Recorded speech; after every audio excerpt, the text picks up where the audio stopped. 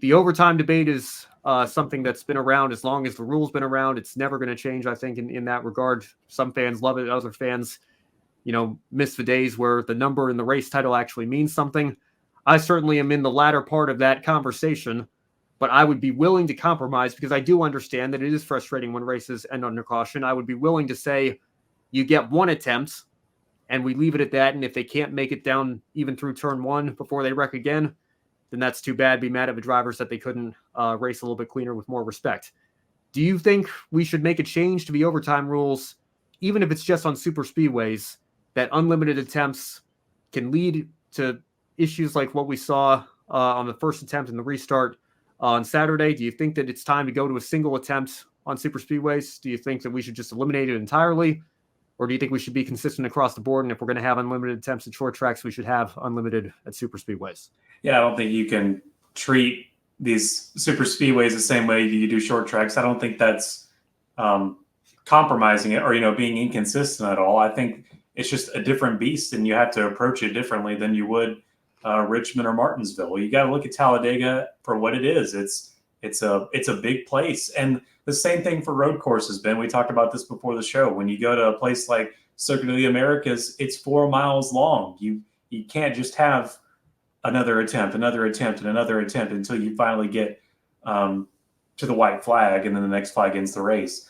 Now, you're onto something. This might be a good way to appease both crowds, the ones that are, wanted to be the Ag Pro 250. I'm sorry, 300. 300. Yeah, that wanted to be the 300, and also those that they feel like they wasted their money going to Talladega if they're not finishing under the green flag, or if they're pacing around for the checkered flag.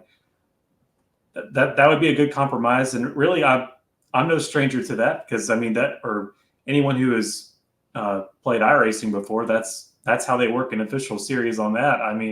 You get the one overtime finish attempt in the top 3 series, and if that doesn't work, then tough biscuits. That's how it ends up, and then that's just it.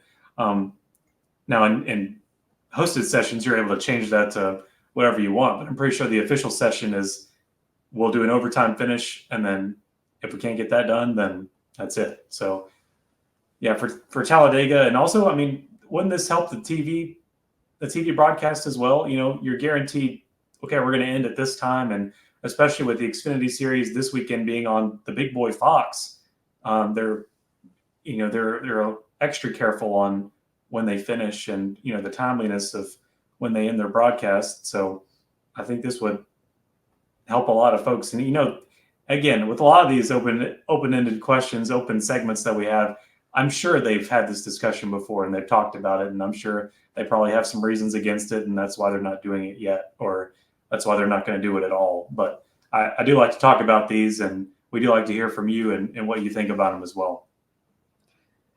Yeah, well, again, anybody who watches this show or watches this network certainly knows where I stand here. And, it wouldn't bother me at all if we just said, overtime has gotten out of control. We're going to take it away entirely and just run to the scheduled distance. And if it happens to be under caution, then, so be it. Having said that, I understand that can of worms was open a long time ago and we're never going to close it. And realistically, I think the only compromise that we could make is going to one single attempt. It seemed to work for many years and, frequently did work in terms of giving fans a green flag finish. But that's my other problem with overtime. It's like you want to guarantee a green flag finish, but if it gets to the white, then the race is official and then it's not guaranteed. And if they wreck, then we can throw the caution there. But, again, I think that certainly to your point, Brandon, I would not have a problem with us, like we saw with the stage cautions last year. Let's test it at a type of track that makes sense. And I thought it went very well. Obviously, the guys in the suits did not. And so that's why they didn't even get through the end of the year before they brought them back at the Roval. But, I didn't mind at all, for the fact that we announced during the offseason, before the season began, at these particular tracks, the rules are going to be slightly different and modified, and here's how it's going to go. And everybody is aware of that, and the rules are the same for everyone.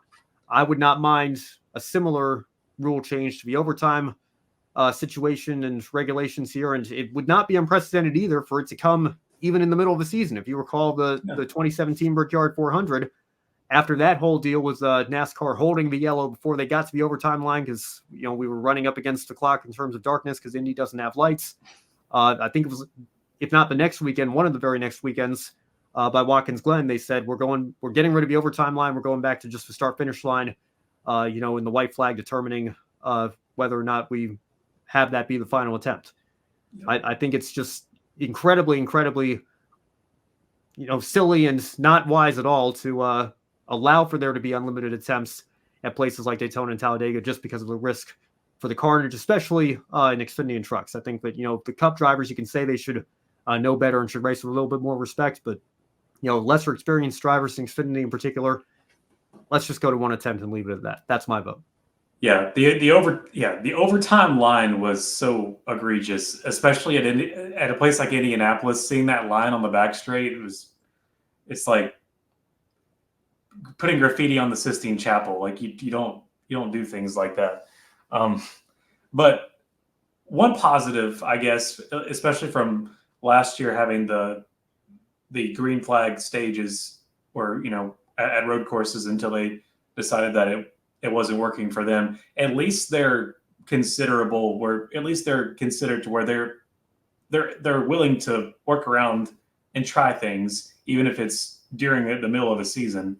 So if there's any hope there, that means if you don't like the way it is now, at least the sanctioning body is still kind of in a fluid motion right now, where they're okay with trying new things, and they don't have to wait till like the end of the season to start adding a new thing. They will do it as soon as they want to, which, I mean, it could be August at Daytona that we maybe, they want to do something different, and we'll see it.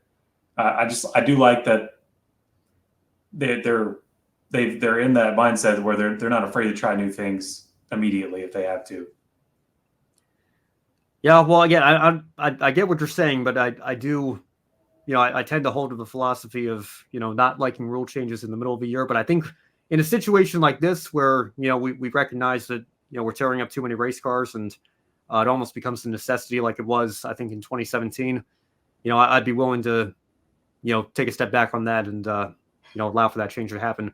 I didn't like the fact that they, in the middle of the postseason at that, forget the middle of the season, in the middle of the playoffs, went back on taking the stage cautions away from the road courses and brought them back for the Roval last year. So I do let my personal biases at times, kind of sway me a little bit, and perhaps I should try to be a little bit more consistent, because I always try to be consistent here on this show and with my takes and everything. But I think that, again, it is something that we need to take a look at, and frustrating for the owners especially, to have so many cars torn up at the end of the race. Fortunately, the wreck that we saw in Montreal in the Xfinity race wasn't quite as bad as what we saw during the Cup race on Sunday, where we had a couple of cars get upside down and on their side. So it was at least a relatively clean end after the second attempt on Xfinity. But again, something that I think the sanctioning body should consider for sure. Then again, though, if the only overtime attempt we had was the first overtime finish for Xfinity, that would have stunk, because I would like to. I would like to kind of break down that one, if you will. There's Sheldon Creed back there, giving too much of a nudge on Jesse Love. Kligerman is behind him. Kligerman doesn't anticipate it, and it's kind of like Sheldon Creed kind of overcorrected, at least from the helicopter view, is what it looks like. And then all of a sudden he gets into Josh Williams, and then you got Creed going sideways. Williams goes sideways, and then Kligerman gets. It was just the sloppiest overtime restart I've seen in a while at Talladega. Like, very late catastrophes that really didn't need to happen, and it was just kind of sad. And that's all I have to say about it. But again, I think that you say that and talk about, well, was that really an attempt because they didn't get so far? And that's why you put the overtime line on the backstretch. But then you run into Indy 2017 and you wait a minute, go back. I think you got to hold firm. They take the green flag. That's an attempt. And if they can't do it, well, too bad. They're supposed to be the second best drivers in the world. So What We can tried. you say? Yeah. They couldn't even get. Sorry, to turn fans, one. they can't drive.